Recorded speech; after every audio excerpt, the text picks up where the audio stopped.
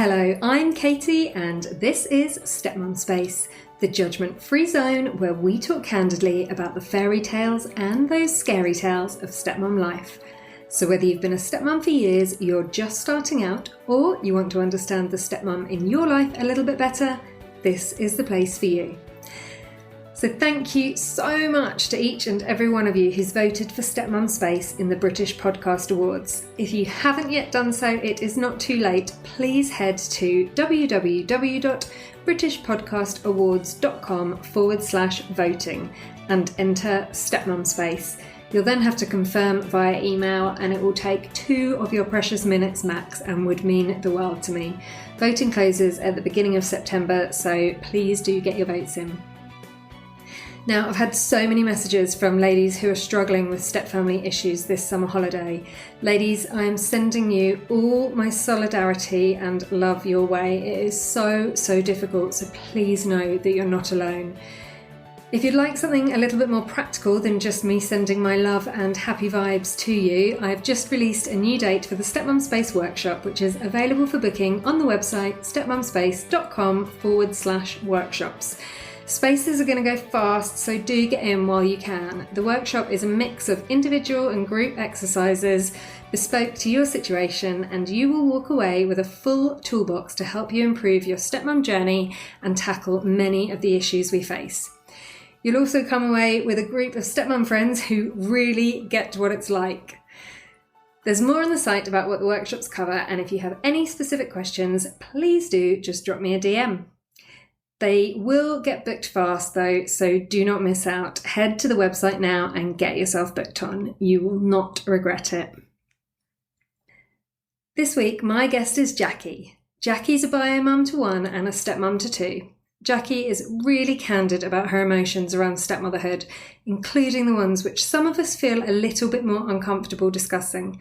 So I know you're going to love listening to her story, and there will be lots that will resonate with you, I'm sure. Let's get into it. So, Jackie, you're joining us all the way from California, which is amazing to have you. And also, thank you so much, because it's very early in the morning where you are. It is. It's really early, but this is my energy time, so this is perfect. I was going to say, you look very fresh. Oh, yeah. I love to wake up early. This is it. It is really nice. Jackie, look, thank you so much for agreeing to chat to me today. It's really nice to talk to you, and I'm really looking forward to hearing more about your story. So why don't you share a little bit about your family to kick off? Well, first of all, it's my pleasure. I'm so excited to talk to somebody that gets this. I mean, this is such a crazy situation. And, you know, when you have friends that are not stepmoms and not bonus moms, they just don't get it. You know, and you try to explain it, and it's like, it always feels like there's a part of my life that people don't really understand until you find people that's like a kindred spirit, you know? Oh my gosh. Yeah, I totally hear you. And I was actually thinking just before we came to record today, like, it's amazing how all across the world, there's all these women feeling exactly the same and same emotions. It's such a common thing now to be in a step family. So it's just really nice to come together and share some of that. And it's funny, yesterday I took my biological kids to a gymnastics lesson, and I bumped into a friend of mine in the car park with her kids, and I just said, like, without thinking, I went, "Oh, do you want 2 more kids? 2 kids for sale. I've had enough of them. Do you want them?" Because they'd just been so awful. And as I went in, I thought, God, like, everyone laughed, and even my kids laughed. And if I'd have said that about stepkids, everyone would have been like, Horrified. What is she saying? Yeah. Exactly. So when I met my husband, there's 2 kids, a boy and a girl, and they were almost 6 years old. So they were really little. And, you know, it was wonderful because I was single and I was like in my 30s, and it was awesome. It was like these little kids that wanted to just hold my hand and be close to me. And it was so much fun. And so I was like, yeah, I could totally do this. This is great, you know? It's that beautiful naivety that we all go into it with. Totally. Which is like, it's wonderful in so many ways. You know, that's what got me through a lot of situations. But it was just being completely naive and loving these little precious beings. It started out really wonderful. I mean, we just played. It was perfect, you know. And then we got married, and then there was just some issues right away that were really difficult. And like their mom, the ex-wife, she is on the spectrum.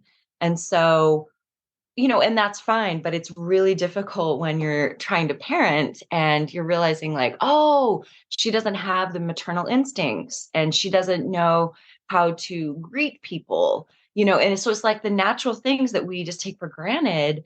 And then you're dealing with somebody who's completely opposite. And so I think, unfortunately for me, what ended up happening early on was I started just making up for her and feeling like that was my job to make up for her. Obviously, as I look back now, it wasn't my job, but it was really tough because the kids would come over to our place and I was recognizing like they didn't get much, cuddles or hugs. And so I was trying to make sure I did that. And then they didn't get a lot of structures and I was trying to teach them these things and that. And it became really overwhelming and really exhausting because I'm not their mom. And it's just a totally different role that is very confusing. And then there was a lot of issues with my stepson. There was a lot of things that ended up happening and it was really tough because being the stepmom, you're on the outside a little bit. It's like I can see things a lot clearer and my ego's not involved in, the kid so much. And so I would make suggestions like, wow, I think he probably really needs some therapy or something. And both parents didn't want to participate in that. And so it was a very isolating, scary, sad feeling of like, okay, what am I supposed to do? How can I make the best of this situation when I'm feeling really alone? And Mm. it feels like nobody's really in my court for trying to Mm. figure out some of these issues. Interesting, kind of when you're in that situation and you're suggesting things with the kids and the biological parents don't agree with you. It's so hard for a stepmom because you're kind of like, okay, so I don't have a say, but I have to sit and just suck up the behaviors or the outcomes. Totally, totally. So my stepson, just to be a little bit more specific, he had started like lying and stealing little things when he was younger. And it's so hard because I think some parents, it's like, oh, they don't want to admit that there's a problem. And so they want to just kind of keep covering it up or keep kind of ignoring it. And then we came home and he had like stolen some of my underwear and some tampons. And we didn't realize until he had left and we were checking out his room and we just glanced in a couple drawers and it was like, I'm like horrified, like, oh my gosh, Where do you even go with that? I don't even know. And I'm like, so he's like in my drawers. And it just felt so violating. And Mm. and so then we're trying to tell his mom, and his mom just really didn't want, I mean, I think she was uncomfortable, obviously, but she wasn't going to take action. And so it was just a really stressful situation. And then stealing kept happening. We'd find things and then he'd lie about it. And so on top of just the dynamics of being in like a home with kids that you didn't raise, there's all these extra issues. And it was like, well, what am I supposed to do? Because their mom didn't believe in therapy. So she didn't even think that it should be happening, so we ended up having to lock our bedroom door. And every time they would come over, we would have these little locks and these keys that we'd be using. And I'm thinking, this is so unhealthy. You Yeah, know? it's so often I hear people say, oh, I don't feel safe in my own home. I don't feel comfortable in my own home. And it is that, isn't it? Of feeling like, okay, what's going to happen now? And yeah, you don't always know how your own children are going to behave with you, but at least you've got that authority to implement whatever you want to manage it. And it sounds like obviously you didn't have that. And I think for your husband's ex, I mean, I sort of think anyone who says they don't believe in therapy probably needs therapy more than anybody. I know, I agree. I agree, but it's so tough because it's like, okay, well, I can't mandate that the kids go to therapy. Mm, mm, That's not my job. And that's the hard part, like what we've been saying about being in this role is like, okay, it was so clear to me that there was some stuff going on and I can't solve it. But it was exactly trying to just put on a good face when they come over and trying to get through it mm. without fixing the issues because I didn't have any authority to do that. So it was a lot of that for a long time. Where was your husband in all of this? I mean, he was there, but it wasn't, you know, it's been an interesting kind of road because there was definitely things that I think it was uncomfortable. So he would sort of shut down and move backwards as opposed to like sliding in and saying, hey, this is my situation. I'm going to figure this out. We're going to fix it. He just really didn't have that energy for a while. And so it was Mm. like, it felt like both parents were sort of sliding back. And then it was like, oh, okay, so now I have to figure this out. I don't even have my own kids. I don't know, that was really tough. And what happened was my stepson ended up, his mother she was a teacher at the time, and he ended up stealing an iPad from her classroom. And he swore up and down that he didn't take it. And even his mom was like, I don't think he did. I don't think he did. And I was thinking, like, there's a great chance that he did. Yeah. And it ended up getting pinged from the school and they pressed charges. And so there was kind of a relief that I had of like, okay, now it's escalated and it's become like a bigger deal, and it's obvious that there's a problem. So that's kind of what kicked off like a lot of change. And I'm grateful that it ended up happening. Yeah, there's almost that vindication of like, I'm believed, and just that somebody's going to do something. But I mean, God, really embarrassing for his mom if she works there and he's stolen from there. It's a shame it had to get that far. And you had to go through all of that in your own home.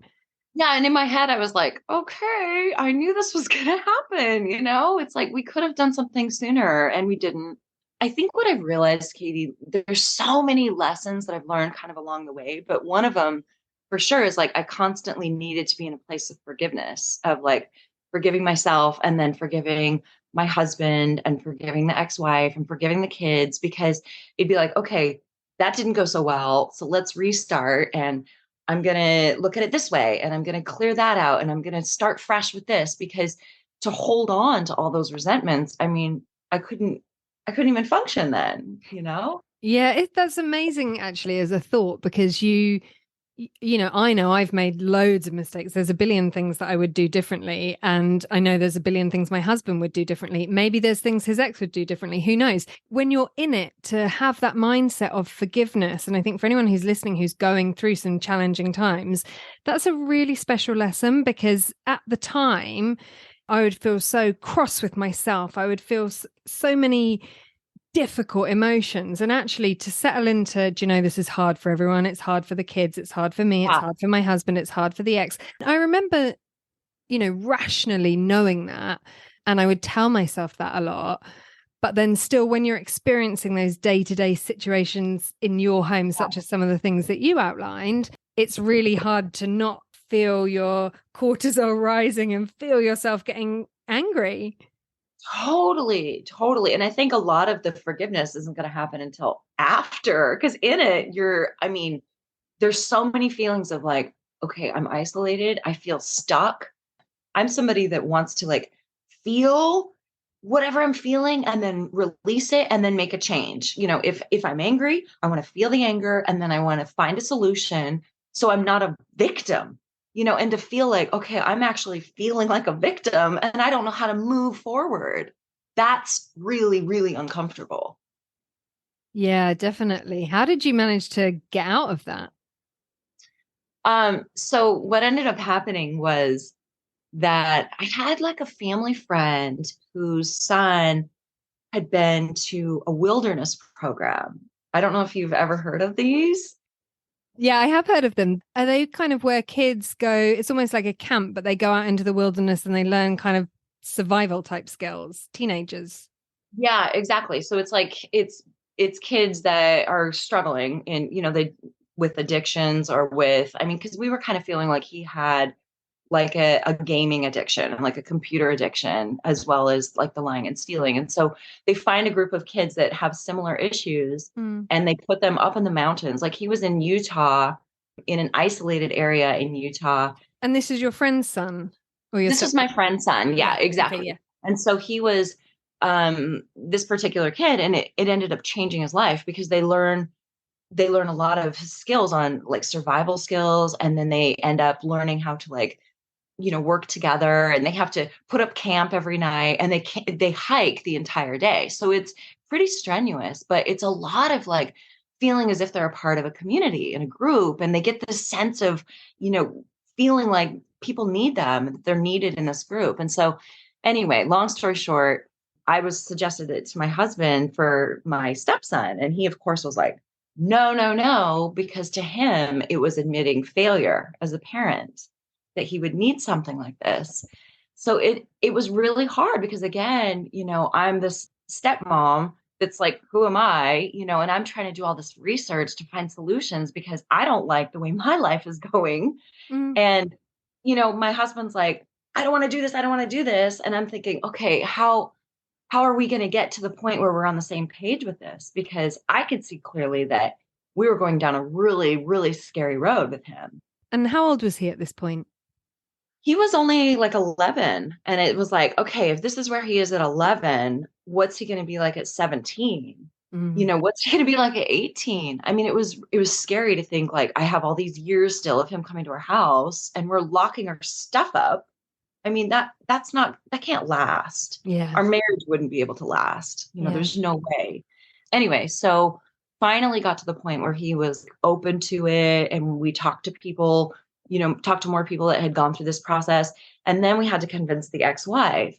And so finally she was on board, and my stepson went to this wilderness program, and he was there for 5 months, and he experienced all different kinds of weather.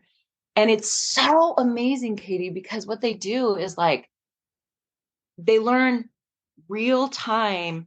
What's the word? They learn how to like cause and effect real time. I guess that works. Where he was definitely wanting to say like, no, I know solutions to this, and I know the best way to do things. And he'd never been in the wilderness like this. And so the boys around him would say, hey, since it's going to snow tonight, here's the way that you need to create your sleeping quarters. And he would say, no, I'm not going to do it that way. I'm going to do it my own way. And so they would say, all right, well, good luck with that. But you'll be cold.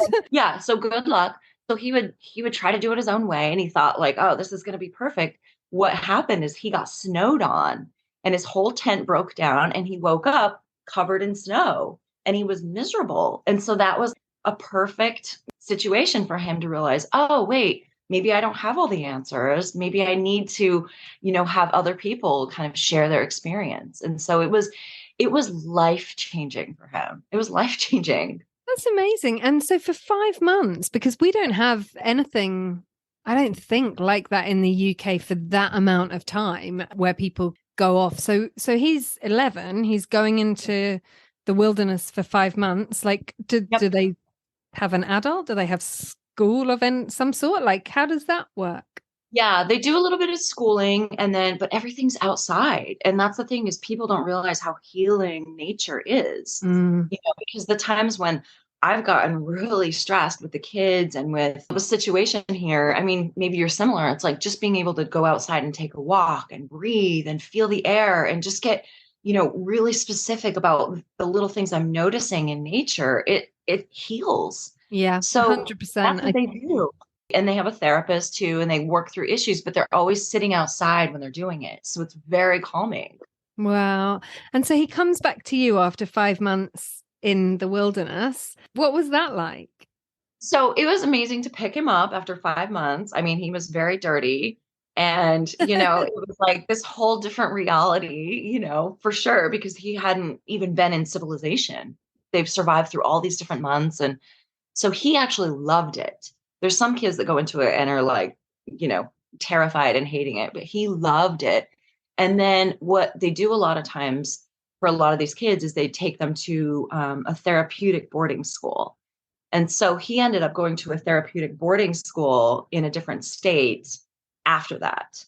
And that's like, it's a really big deal. I mean, a lot of parents would be like, I would never do that. But when you have issues that nobody has solutions to, sometimes it actually ends up working. But I think you're right. I was talking with a woman yesterday, and we were saying your job is to raise functioning adults. Like, it's not to be your kid's best friend, because they're going to have to go off into the world and live their own life and function as Yeah. themselves. So sometimes the choices that you make for your kids that are the hardest, or I'll always say to my kids, all the things you hate me doing, I do because I care about you. Like, Yeah. I don't enjoy making you eat your veg. I don't enjoy telling you to brush your teeth. I don't enjoy saying turn off screens and go outside. It's not fun for me, but it's for Yeah. you.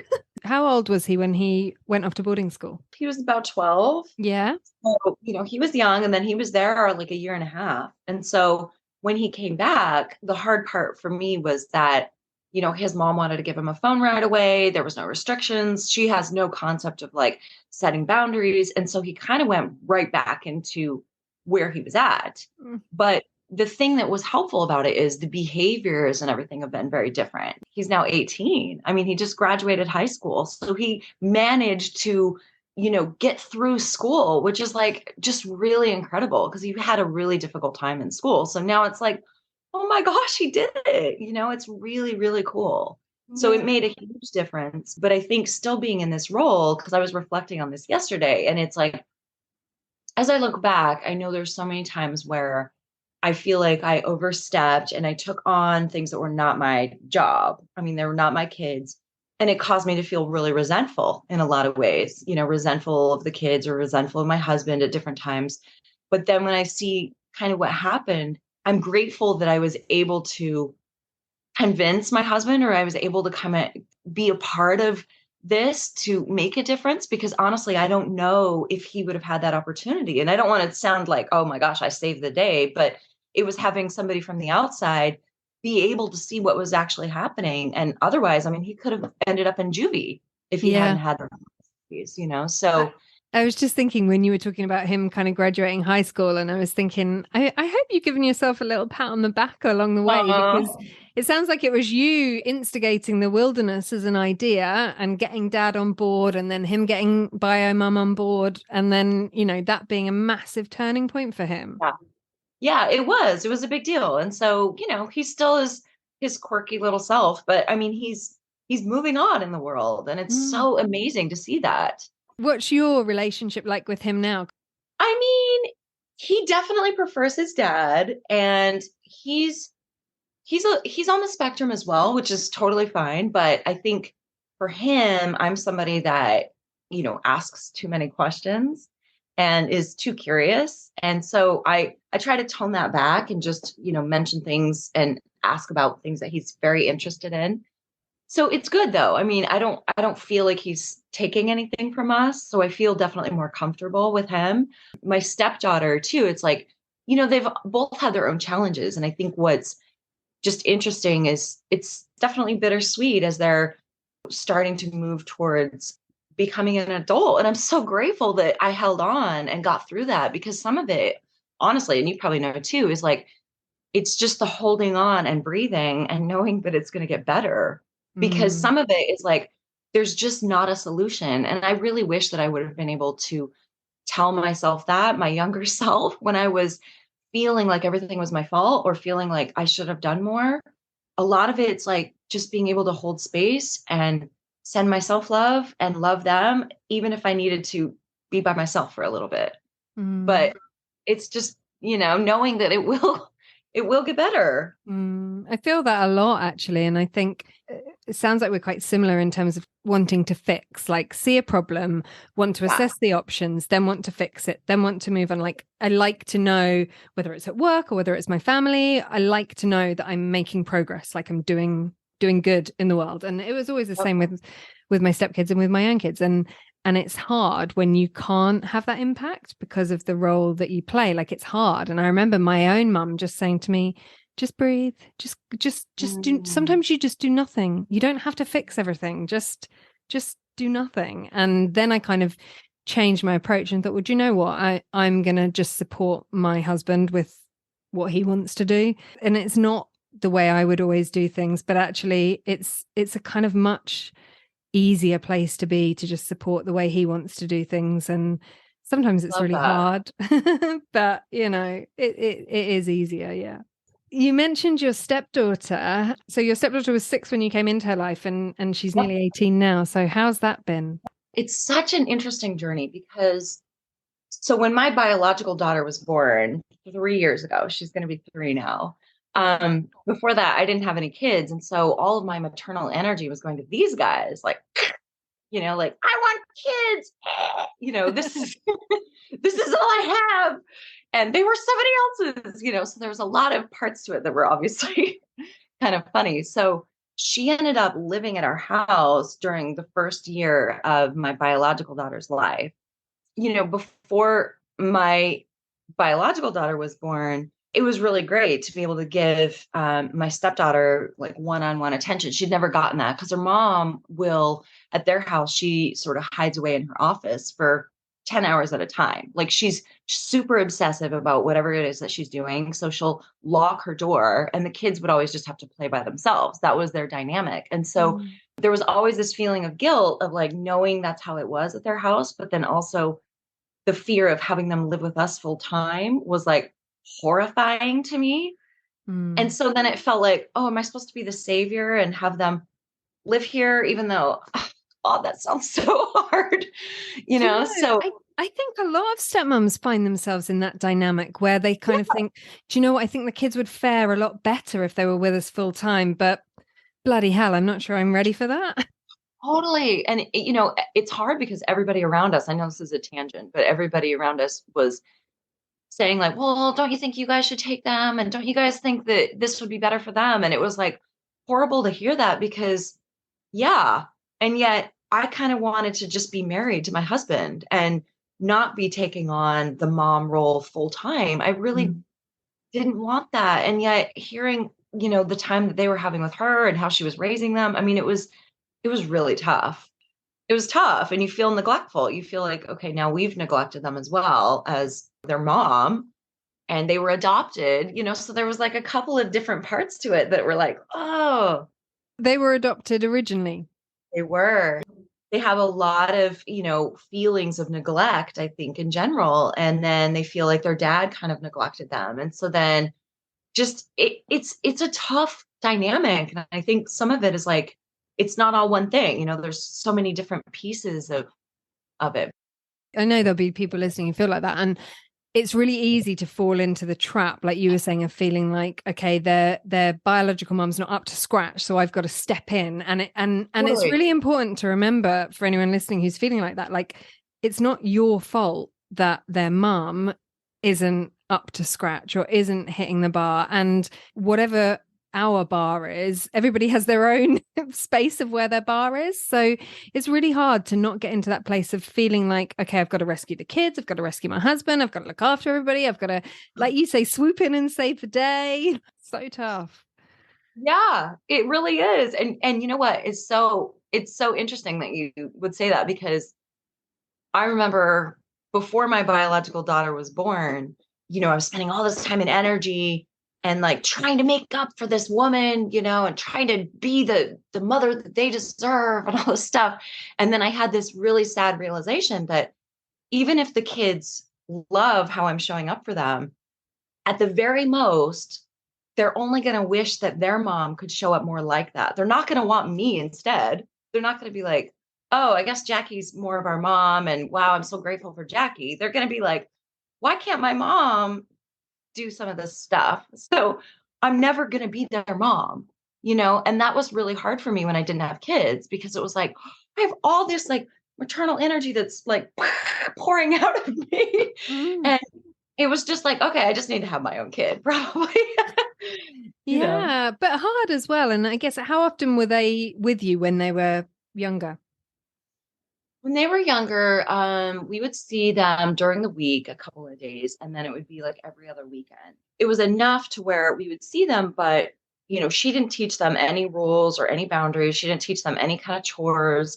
And so whenever they were here, it was hard. And I'm sure, your listeners and you can probably relate to this. It's like they were like guests, but then it was like, but you're here enough so you're not really a guest. But, even putting their dishes away was like not something they would do. And so sometimes I would mention it, but then I don't want to be like the angry stepmom that's always noticing problems. So then I would like turn my head and try to like ignore it. And then I hope that my husband would say something and he usually wouldn't notice. And so then it was like, okay, now I'm feeling again like the victim in my house, and I want to Mm. feel empowered in my house. And so how do I feel empowered without coming across like I'm controlling, Mm. It's a lot of overthinking, right?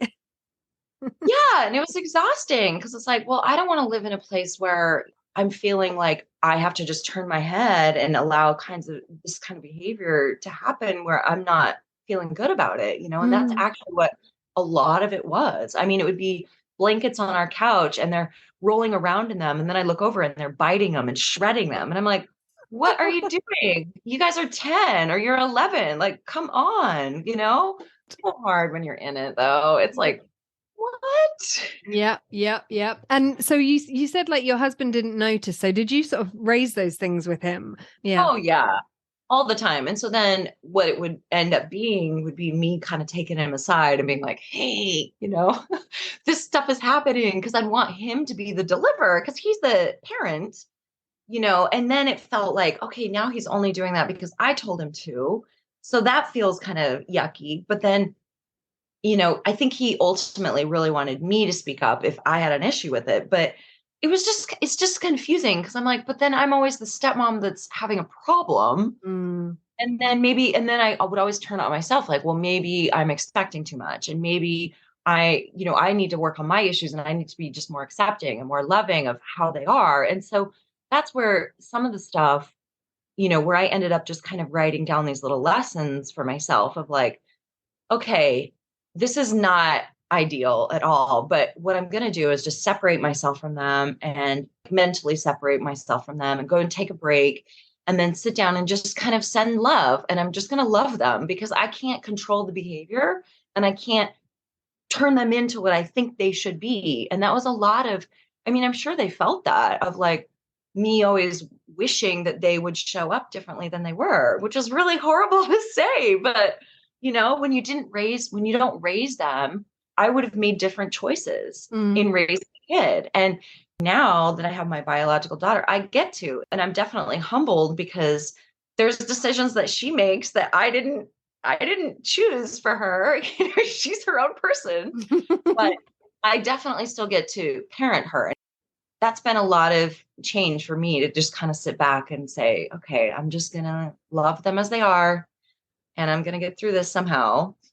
It's a wonderful piece of advice, but really hard to do it in the moment. So how did you actually put that into practice? So that's a good question. So for an example, this is one of the things that I did do. I had a blanket.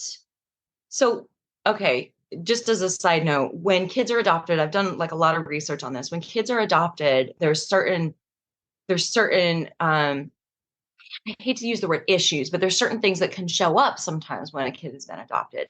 And so one of them is kids can sort of accumulate things that aren't theirs and kind of make it theirs as a way of just sort of trying to find a home for Yeah. themselves. Yeah. And so they would randomly collect stuff. Both of them did this throughout our house that was not theirs. And you would look for it and not know where it was at. And then suddenly it would show up in their bedroom and you'd be like, wait, how did this get here? So I have this blanket that my mom had made for me when I was a kid, and it sort of just disappeared.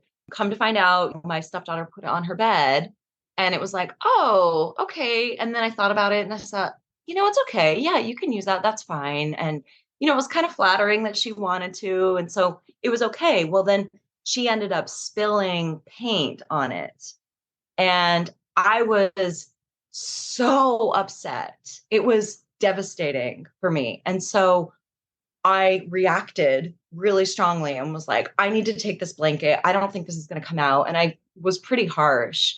And then what I would do is I would come and spend a little time with myself and I would breathe. And my husband was mad with me, but I would always say to him, I have to go back in. I have to go back in and I have to finish this conversation because I'm not going to leave her thinking that I'm just pissed off and angry. That's not the way it's going to be.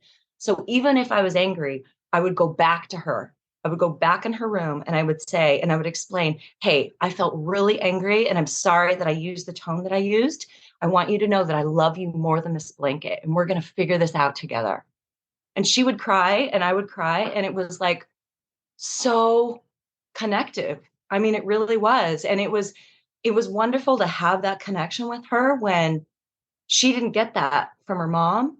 And even though I was upset, it would all go away when I would look at her in the eyes and say, you know what? I'm always going to come back. I'm always going to come back and we're going to figure it out.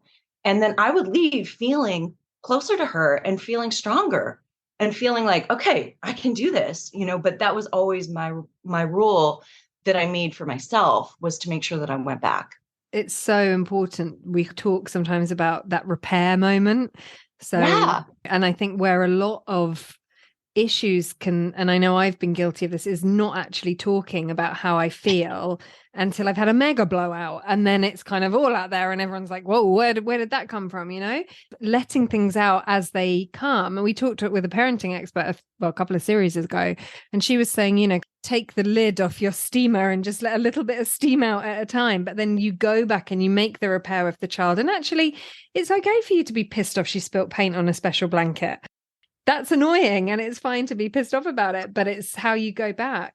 I could see that felt emotional for you telling this story again. It was, yeah. And because it's like, now as I look back, I mean, there was so many things that were hard. And a lot of the time, like I said, this is when my biological daughter was just being born. And I wanted this wonderful time with just her. And then there was also this teenager that I was trying to take on. And it was kind of, I mean, this is a weird analogy, I guess, but it was kind of like having a foster kid in your house, because the way she had been brought up with her mom was vastly different. Her mom will let them, from the time they were 10, have unlimited screen time, anytime, all the time.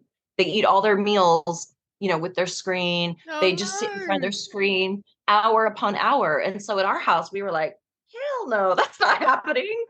So she was really uncomfortable being in our space. And I felt like I had to constantly be like monitoring or aware of what she was doing every minute, because she'd been raised entirely differently. And yeah. so, a lot of my wanting to just kind of cuddle my baby was interrupted by trying to parent somebody that I didn't know what to do. It's really interesting how when you become a biological mother, you become aware of so many different emotions and different thoughts. And I think when you were talking about, actually, they do all these things at their mums with screens and eat all their meals with screens. And there's part of it that when you have your own biological child, you think, well, I don't want them becoming like that. I don't want them looking at their big sibling who they probably idolize and thinking, okay, well, that's a good way to be. Definitely. What's the relationship like now with your daughter and her siblings? That's a great question.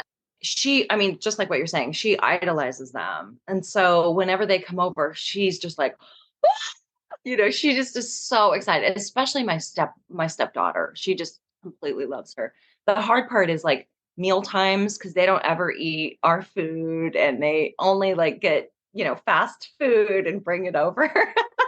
So then I'm like, oh gosh, but whatever. I mean, they're not here that often, so it's okay. Anyway, she loves them.